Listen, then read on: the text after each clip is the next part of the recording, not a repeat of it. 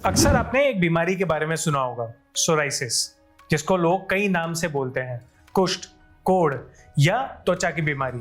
But लोग ज्यादातर इसके बारे में समझते हैं कि इसका कोई इलाज नहीं है। ऐसा ही कहा जाता है कि ये ऑटोइम्यून डिजीज है, पर ये लाइलाज है। बट आयुर्वेद ऐसा नहीं मानता। ये वीडियो उन सब तक जरूर भेजिए जिनको सोराइसिस है या उस प्रॉब्लम से परेशान है, क्योंकि आयुर्वेद ये प्रॉब्लम ठीक कर सकता है। नमस्कार, स्वागत है आपका तुलसी आयुर्वेदा में। मैं हूं डॉक्टर अंकित अग्रवाल।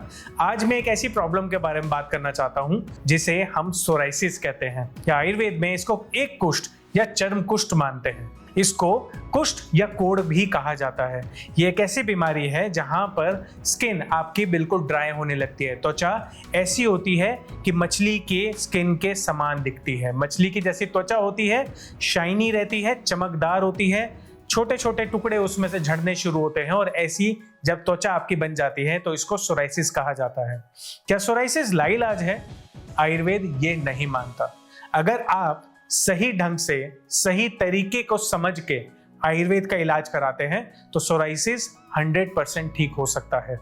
सबसे पहले समझने वाली बात यह होती है कि सोराइसिस होता क्यों है, क्योंकि जब आप इस प्रॉब्लम को समझते हैं वहीं पर इलाज भी होना शुरू हो जाता है। पहली चीज, अगर आप दूध के साथ कोई नमक, खट्टा, नॉनवेज वाली चीज कोई खाते हैं तो सोराइसिस होने के चांस बढ़ जाते हैं। दूसरा, आप रात को दही या दही से बनी चीजें अगर आप ज्यादा खाते हैं तो सोराइसिस होने के चांस बढ़ जाते हैं। तीसरा, आप कोई ऐसी चीजें खाते हैं जिन्हें एक साथ मिला के नहीं खाना चाहिए, जिसे आयुर्वेद में दूषी विष या फिर विरुद्ध आहार कहा जाता है।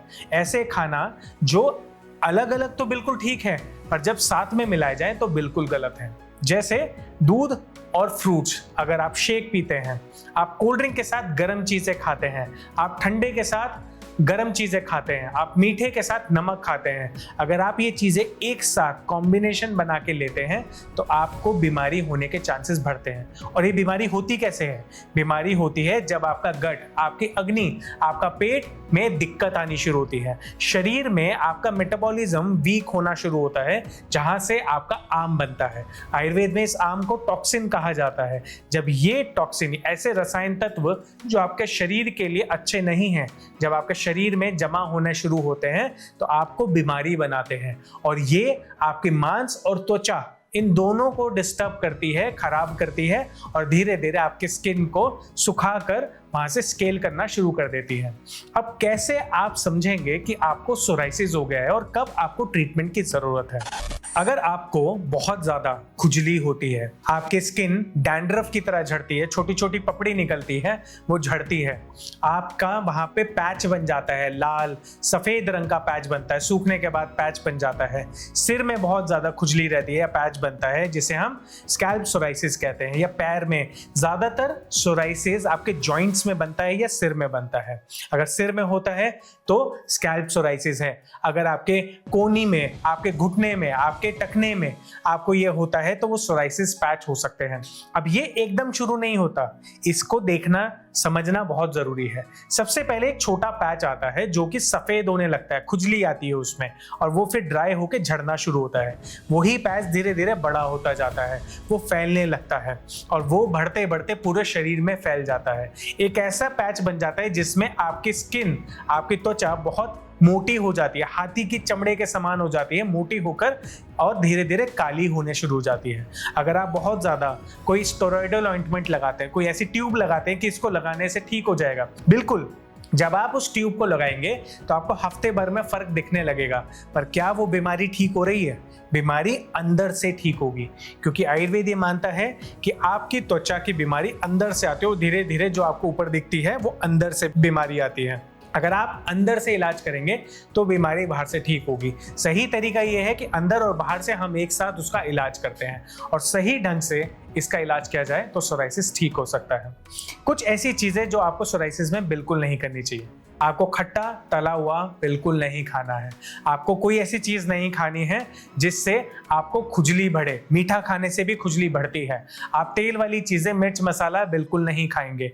इन चीजों का ध्यान रखते हुए आपने अपने डाइट को मेंटेन रखना है। कोई ऐसी चीज ना खाए जो एक साथ नहीं खाई जाती।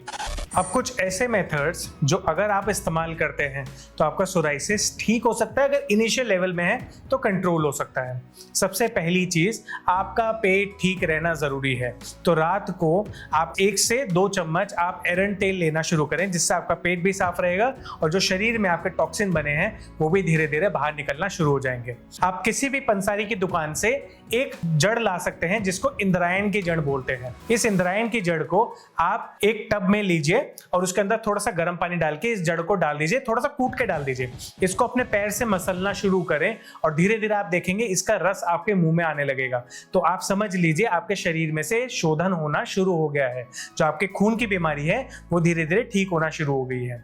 आप मंजिष्ठा, एक पाउडर आता है, मंजिष्ठा पाउडर के अंदर आप थोड़ा सा चक्रमद के बीज मिलते हैं, उसका पाउडर बना के आप उसको लेप बना के जहां जहां पैच है उसको यूज कर सकते हैं।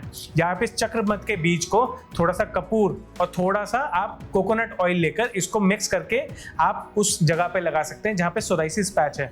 ये भी आपको हेल्प करेगा। पर आप ये चीज समझ लीजिए कि हमारे पास ऐसे हजारों पेशेंट हैं जिनको सोराइसिस था। स्टेज 1 से लेके स्टेज 4 तक के सोराइसिस थे, जिनको हमने आयुर्वेदिक दवाई की मदद से बिल्कुल ठीक किया है। अगर आपको भी सोराइसिस की दिक्कत है या आपके आसपास किसी को सोराइसिस की दिक्कत है तो आप नीचे दिए गए नंबर पे आप कांटेक्ट कर सकते हैं, आप व्हाट्सएप ड्रॉप कर सकते हैं और अपने लिए सोराइसिस की दवाई मंगवा सकते हैं। और अगर आप चाहते हैं कि मुझसे बात करके अपनी प्रॉब्लम को ढंग से समझ के आप इलाज करना चाहते हैं तो नीचे दिए गए नंबर पे आप अपॉइंटमेंट ले सकते हैं या फिर आप सीधा वेबसाइट पे जाके अपना अपॉइंटमेंट बुक कर सकते हैं। मुझसे बात करके अपना इलाज शुरू कर सकते हैं। जरूरी चीज, सोराइसिस को लाइलाज कहा जाता है क्योंकि ये ऑटोइम्यून डिजीज है जिसके अंदर आपके खुद के सेल, आपके बॉडी के हेल्दी सेल्स अपने ही सेल को खत्म करते हैं। पर आयुर्वेद से इसको काफी हद तक ठीक किया जा सकता है और बिल्कुल रिवर्स किया जा सकता है और आपको दोबारा भी ना हो इसको भी ढंग से मेंटेन किया जा सकता है। बट जरूरी है कि आप इसका सही से इलाज करें, जिस तरीके से टीम आपको समझाए कैसे दवाई खानी है, कब खानी है और जो आप मुझसे बात करने के बाद आप चीज समझे क्या क्या चेंजेस करने हैं, अगर आप उसको सही से फॉलो करते हैं तो आपकी ये लाइलाज बीमारी आयुर्वेद से बिल्कुल ठीक हो सकती है। धन्यवाद।